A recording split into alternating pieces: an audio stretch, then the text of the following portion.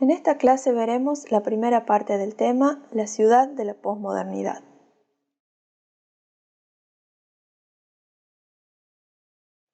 En el programa de la materia corresponde a la unidad 3.1. Veremos el apartado Descentralización urbana, las villes nouvelles parisinas como centros de servicios subregionales.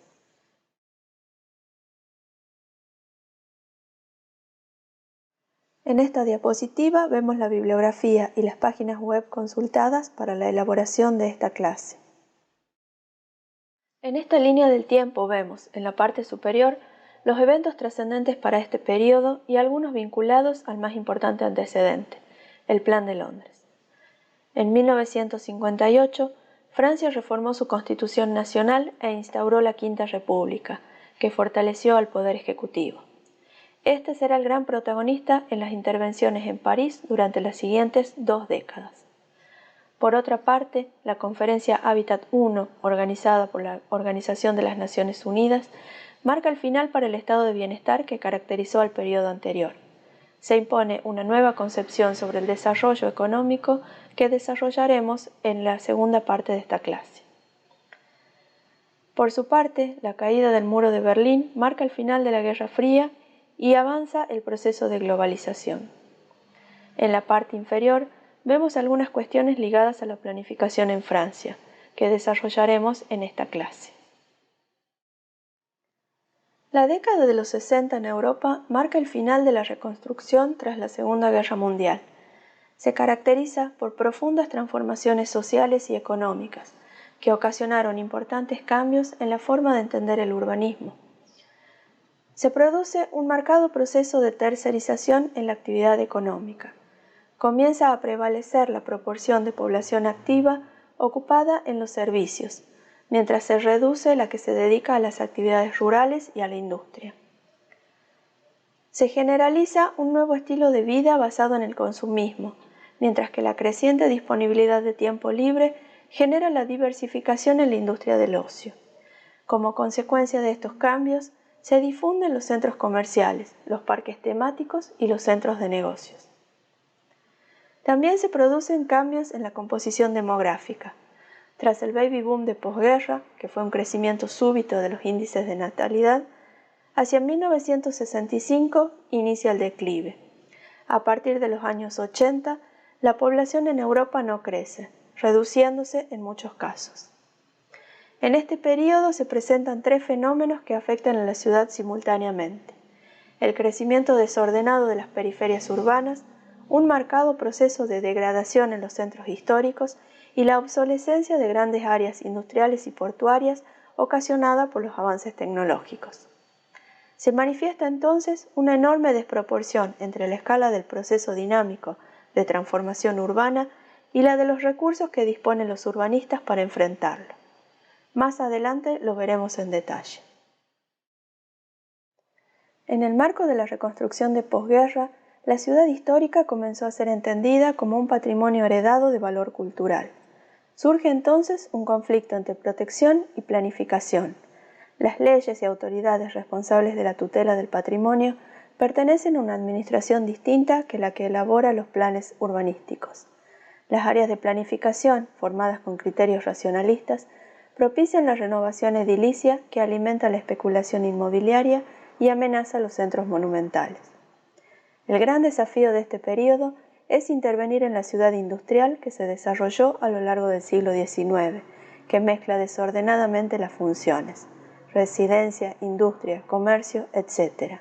Se cuestionan los principios del urbanismo Siam, la tabula rasa y la rigurosa separación funcional.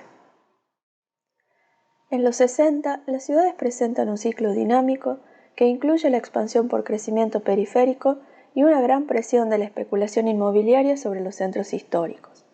Los 2 efectos más importantes de este fenómeno son: la creciente demanda de suelo urbano en localizaciones céntricas, ocasionada por el crecimiento de las actividades terciarias, produce un aumento del rendimiento económico en las zonas centrales.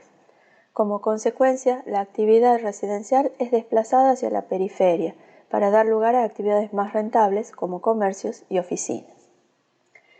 A su vez, el crecimiento periférico impulsa la rentabilidad del suelo en las áreas centrales, produciendo aumentos en alquileres y en precio de los inmuebles, que expulsan a sus habitantes y a las actividades tradicionales del barrio. Los desplazados alimentan la demanda de suelo en la periferia y se reproduce el ciclo. Como las áreas centrales coinciden con los barrios históricos, esta demanda de suelo pone en peligro la conservación del patrimonio arquitectónico y urbano. Como ya mencionamos, los barrios antiguos se encuentran degradados, por lo que su población es de bajos recursos y los comercios son pequeños, destinados a satisfacer demandas cotidianas, además de otras actividades artesanales como zapateros, modistas, etc.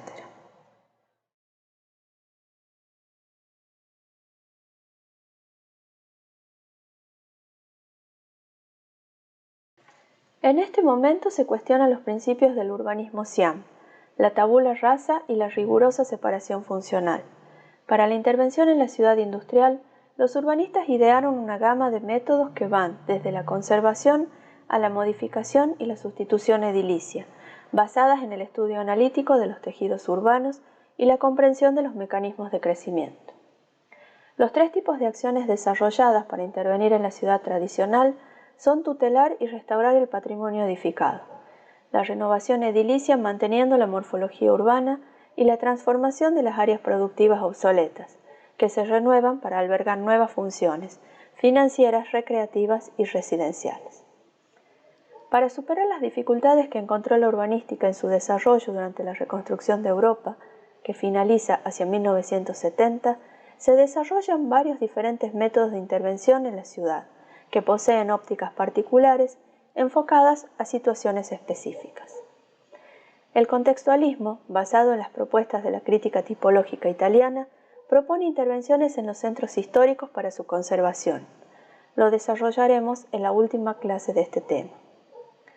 La arquitectura y el urbanismo participativo promueve soluciones de baja tecnología y la participación del usuario en el diseño y la construcción, como respuesta a los problemas de los asentamientos del tercer mundo. Reivindican la arquitectura popular. Se vinculan a la crítica anticapitalista y anticonsumista del movimiento situacionista y destacan los aportes teóricos de Jonah Bracken, John Turner y Christopher Alexander. Luego, el gran proyecto urbano surge como respuesta a los conflictos generados por el total control estatal del desarrollo urbano y las demostradas problemáticas de liberarlo al criterio del mercado. Surge entonces la propuesta de limitar la acción urbanística a la resolución del fragmento urbano. Los grandes proyectos urbanos son desarrollos urbanísticos que combinan acciones públicas y privadas.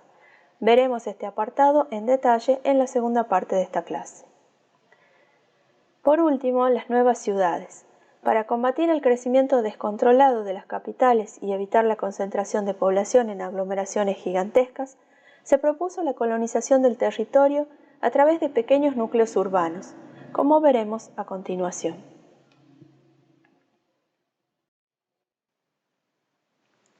Antes de comenzar con el tema Las Villes Nouvelles, veremos el más importante antecedente, el Plan de Londres. La crisis económica de los años 30 en Inglaterra expuso los problemas derivados de la distribución en las actividades industriales y agrícolas en el territorio. En 1937 se realizaron estudios de distribución de la población, analizando los aspectos sociales, económicos y estratégicos en el territorio circundante de la capital, Londres. Las conclusiones describían las desventajas de la concentración demográfica y económica en torno a las grandes ciudades y reconocían la incapacidad de las autoridades para regular el crecimiento, debido a las limitaciones que imponía la legislación. Se establece entonces el Ministerio de Obras y Planificación en 1942, una autoridad en la que recae la responsabilidad de tomar toda iniciativa de construcción y las decisiones de expropiación de los terrenos necesarios para la reconstrucción o transformación de áreas en las zonas donde el uso del suelo no es compatible con las exigencias modernas. En 1944, aún antes de que finalice la guerra, se adopta el plan de Abercrombie y Forshaw para la reconstrucción de Londres. A partir de los estudios previos, se establecen varias zonas concéntricas y se proponen diferentes estrategias para cada una de ellas. El anillo interior, que concuerda con el condado de Londres, presentaba una excesiva densidad, por lo que plantean la relocalización de 400.000 habitantes. Se evitaron intervenciones radicales en las zonas consolidadas. En cambio, el anillo de suburbios que rodea a Londres presentaba una densidad satisfactoria, pero exigía ser reorganizada y equipada. La vasta zona alrededor de la ciudad, el Cinturón Verde, permanecerá inalterado para limitar el crecimiento de Londres. Finalmente, en el territorio alrededor del condado se establece el anillo exterior, en el que deberían levantarse las nuevas ciudades autosuficientes. La red viaria se basa en un sistema radial rápido, uno dentro del anillo interior y otro en el límite entre el Cinturón Verde y el anillo exterior.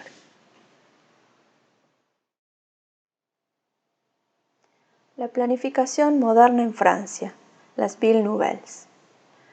Dentro del marco institucional de la Quinta República Francesa se forma el sistema moderno de planificación territorial, que perfecciona la metodología esbozada en el Plan de Londres. Podemos destacar las siguientes características. En primer lugar, organismos que trabajan coordinadamente en las distintas escalas de planificación, urbana, regional y nacional. En 1961 se crea el Instituto de Gestión Urbanística de la Región de París. Entre 1963 y 1965 se instituye la Comisión Nacional de Ordenación de Territorio, las delegaciones para la ordenación del territorio y la acción regional, que tienen a disposición un fondo de intervención, y las organizaciones de estudio y sistematización de las áreas metropolitanas, que se relacionan con el Grupo Central de Planificación.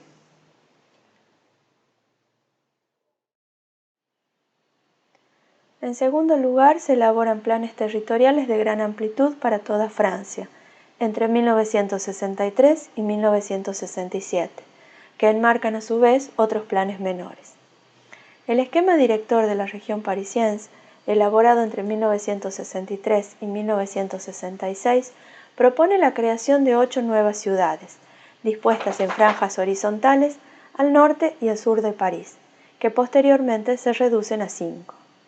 El Programa Nacional de Villes Nouvelles, que se concreta entre 1965 y 1970, comprende 4 ciudades nuevas situadas cerca de otras urbes importantes: Lille-Est, Marseille-Fos, Lyon-L'Isle-d'Abo, Rouen, Vaudreuil, además de las 5 próximas a París: Cergy-Pontoise, Évry, Marnay-la-Vallée, Melun-Senart, Saint-Quentin-en-Yvelines. También se desarrolla un plan de refuerzo de ciudades destinadas a equilibrar la aglomeración parisiense: Lille, Roubaix, Tourcoing, Nancy, Metz, Estrasbourg, Lyon, Saint-Étienne, Toulouse, Bordeaux, Nantes.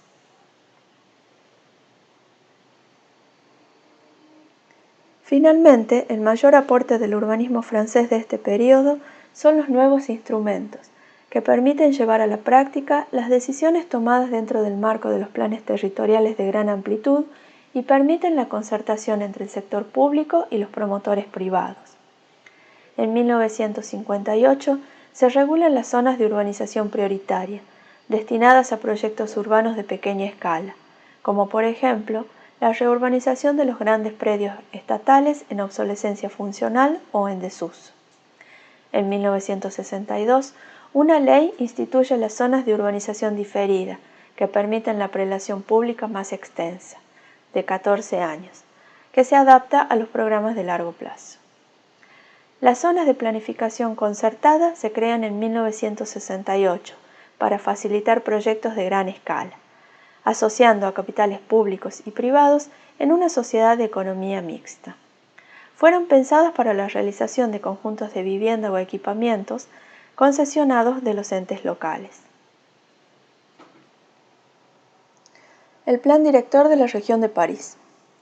Como base para la planificación se preveía para toda Francia, en el año 2000, un poder adquisitivo quintuplicado, circulación triplicada de coches y una población estimada en 75 millones de habitantes, de los cuales el 77% sería población urbana, que requeriría la construcción de 700.000 viviendas nuevas cada año. La previsión del crecimiento poblacional no se verificó. En el año 2000, el país contaba con solo 60 millones de habitantes. En base a estas estimaciones, se planteó absorber el crecimiento poblacional y evitar la expansión periférica parisina por medio de 8 nuevas ciudades con una población entre 140.000 y 500.000 habitantes, localizadas en las proximidades de París en franjas horizontales al norte y al sur.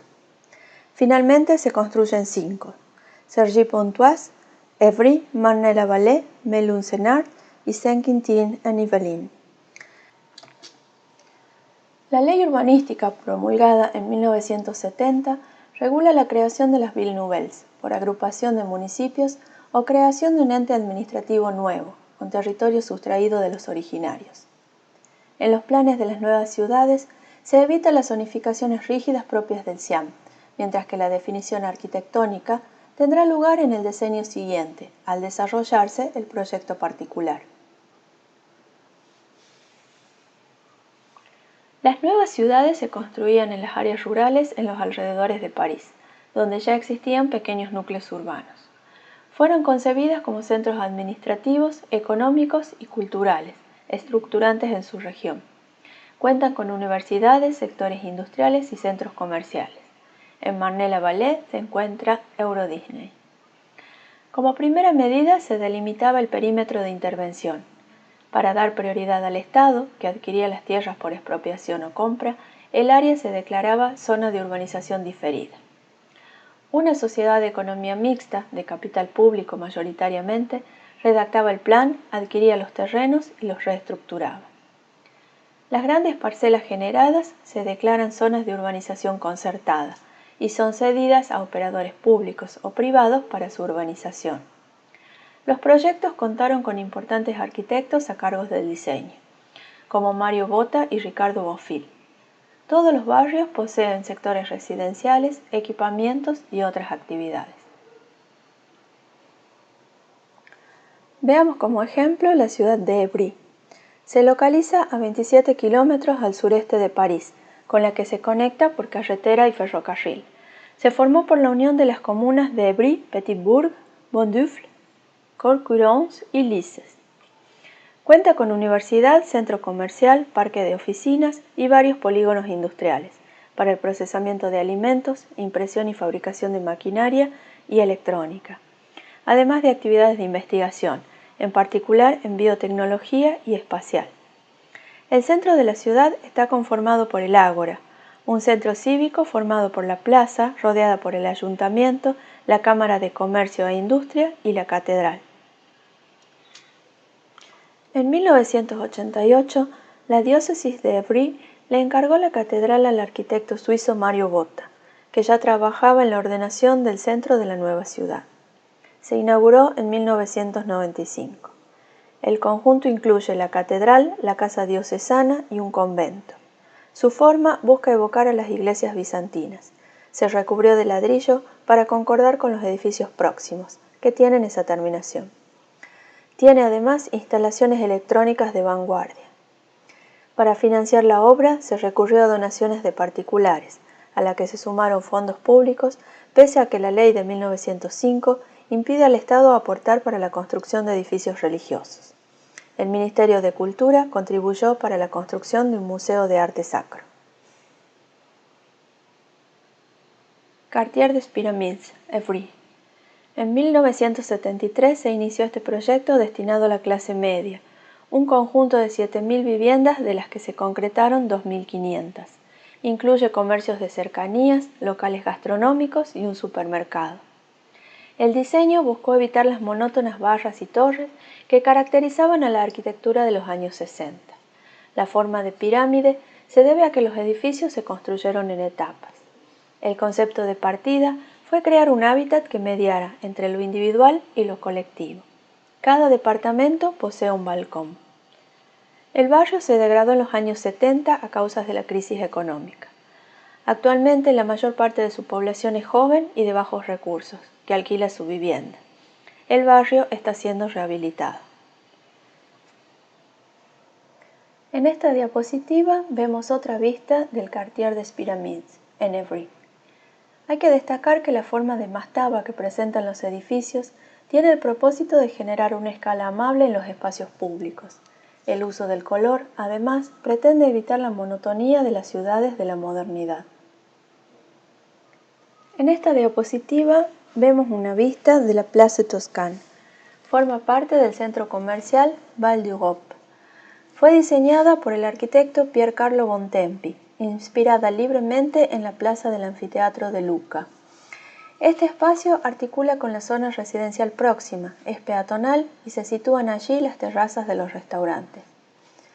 La arquitectura se viste con ropajes clásicos sin que se pueda hablar de un lenguaje arquitectónico, siguiendo las propuestas de la tendencia posmoderna denominada historicista, muy utilizada en los lugares de esparcimiento y consumo. Finalmente, veremos les espaces d'Abraxas, en Marne-la-Vallée.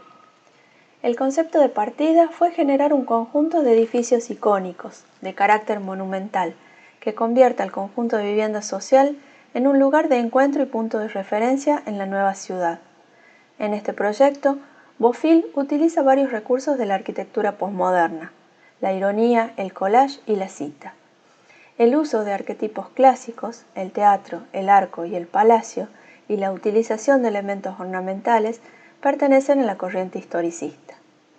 El lenguaje ecléctico y complejo, con referencias a Leduc y Gaudí, entre otros, fue facilitado por el sistema de prefabricación de los elementos constructivos.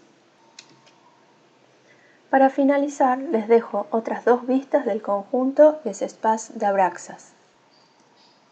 Hay que destacar la escala monumental que presenta el conjunto, como podemos observar en el espacio central donde se sitúa el arco.